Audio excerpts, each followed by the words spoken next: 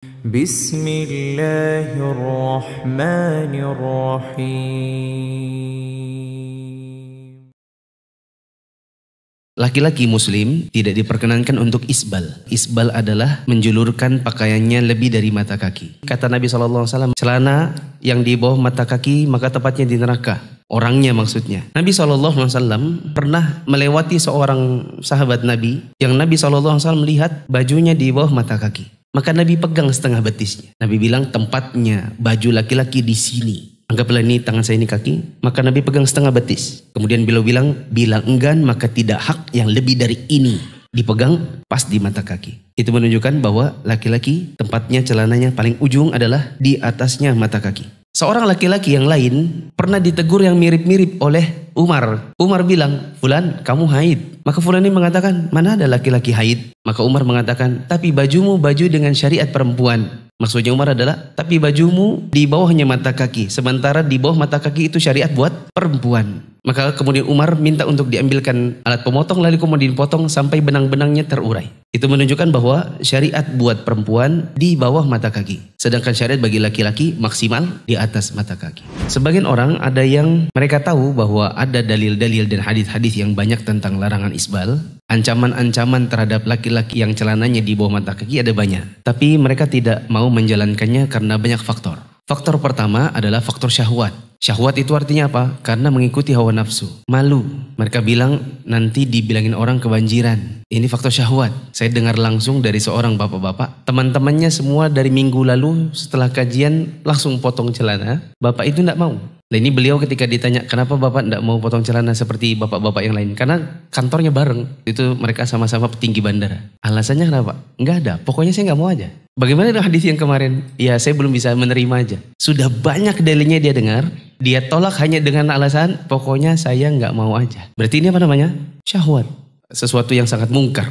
Faktor yang kedua, orang tidak mau potong celananya, tidak mau di atas mata kaki karena syubhat. Syubhat itu artinya ada sesuatu yang mungkin samar-samar, dia pikir itu benar padahal salah. Ada yang bilang kalau memang tidak boleh isbal, kenapa kita pakai kaos kaki?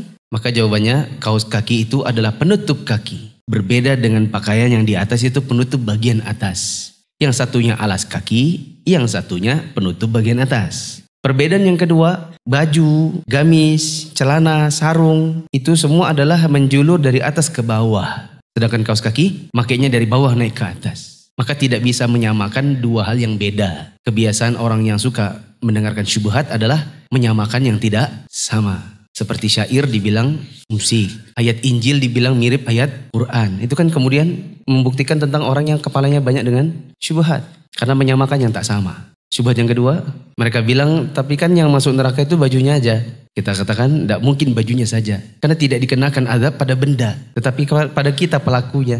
Apa hukumnya rokok? Hukumnya rokok nggak ada. Kalau hukumnya membuang rokok, harus buat orang yang sudah ngerokok ya buang rokok. Kalau hukumnya merokok, menghisap rokok, baru ada hukumnya. Maka kita tidak kenakan hukum itu pada bendanya, tapi pada kita yang menggunakannya. Syubhat yang ketiga, kata mereka Raja Saudi aja isbal. Coba lihat bajunya Muhammad bin Salman, Raja Salman. Maka jawabannya gampang, bahwa Raja Salman, Muhammad bin Salman, dan siapapun raja di muka bumi ini, mereka semua hamba yang mereka harus tunduk terhadap aturan Islam. Aturan Islam ini tidak mengenal kaya dan miskin, tidak mengenal penguasa dan rakyat jelata. Maka mereka pun sama. Apabila mereka tidak patuh, maka mereka pun masuk neraka. Buat apa kita berdalil dengan manusia biasa? Yang bisa dijadikan dalil itu adalah Nabi SAW dan para sahabatnya dalam kondisi mereka berijma.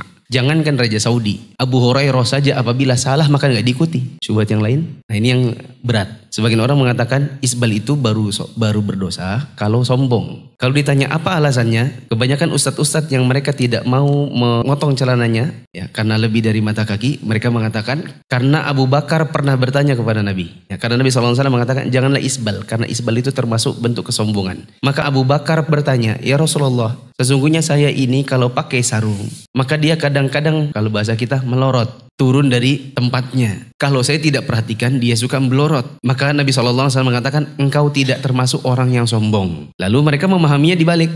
Oh berarti kalau tidak sombong itu tidak apa-apa. Berarti celana, baju, jubah itu kalau di bawah mata kaki bagi laki-laki. Kalau tidak sombong maka tidak apa-apa. Bagaimana cara menjawabnya? Cara menjawabnya adalah kita lihat bagaimana perkataan Abu Bakar tadi. Abu Bakar bilang, ya Rasulullah, sesungguhnya kalau saya tidak perhatikan sarung saya melorot. Kalau dibalik berarti kalau Abu Hurairah memperhatikan maka sarungnya terjaga di tempatnya. Artinya tidak isbal. Maka ini kondisinya berbeda dengan orang yang seperti di zaman sekarang. Mereka di bawah mata kaki celananya bukan karena tidak memperhatikan, melainkan karena sengaja. Kita memang sengaja kok. Waktu beli celana, waktu jahit celana, memang sengaja maunya di bawah mata kaki. Bahkan ada yang memang punya prinsip celananya harus di bawahnya tumit. Jadi bagus kalau terinjak-injak. Apalagi kalau bahannya jeans. Nanti lama-lama dia koyak, orang bilang belel, nanti lama-lama jadi keren. Memang orang menyengaja. Kita kalau berdalil dengan perbuatan Abu Bakar maka tidak cocok. Karena Abu Bakar itu mengatakan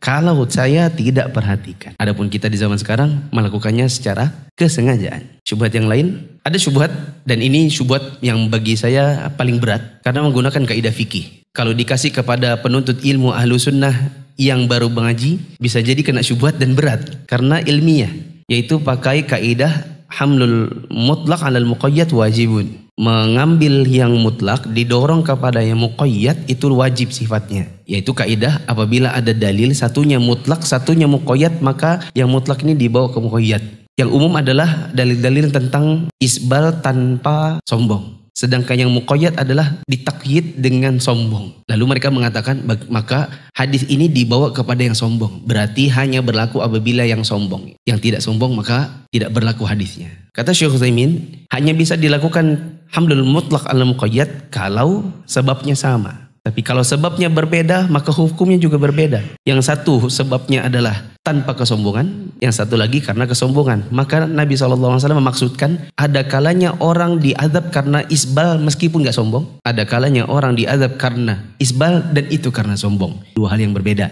Adapun yang isbal tanpa kesombongan maka sebagaimana hadis Nabi SAW yang umum. Nabi bilang ma asfalan mina ka'baini fa finnar. Pakaian yang lebih dari 2 mata kaki maka tempatnya di neraka, maksudnya orangnya. Ini tanpa kesombongan. Adapun yang dengan kesombongan maka sudah kita baca di dalam buku ini ada banyak dalil-dalil yang mengatakan orang-orang yang isbal dengan kesombongan maka mereka diazab dengan beberapa hal. Allah tidak akan ajak bicara, wala yanzur ilaihim, Allah tidak akan lihat mereka di hari kiamat, wala yuzakkihim, Allah tidak akan sucikan mereka dari dosa-dosa mereka, walahum adzabun alim, dan bagi mereka azab yang pedih. Ini dua hal yang berbeda. Silakan teman-teman memilih yang mana teman-teman mau. Semoga nggak ada lagi yang bilang pokoknya saya nggak mau. Kenapa? Pokoknya nggak apa-apa. Pokoknya saya nggak terima aja. Karena saya khawatir orang-orang yang demikian itu mendapatkan azab dari Allah. Pernah terjadi suatu hari seorang laki-laki berbicara dengan Ibnu Abbas tentang hukum seputar manasik haji. Kemudian Ibnu Abbas mengatakan Rasulullah bersabda begini. Laki-laki itu menentang perkataan Nabi. Dia mengatakan tapi Abu Bakar sama Umar berpendapat begini. Paham ya? Ketika berdiskusi Ibnu Abbas bawakan hadis Nabi. Sedangkan orang ini membantah perkataan Nabi dengan membawakan perkataan Abu Bakar dan Umar. Yang kita yakin gak mungkin Abu Bakar Umar itu menentang Nabi. Mungkin dianya aja yang salah paham. Maka kata Ibnu Abbas apa? Seolah-olah aku melihat ada bintang dilempar ke kepalamu dari atas langit.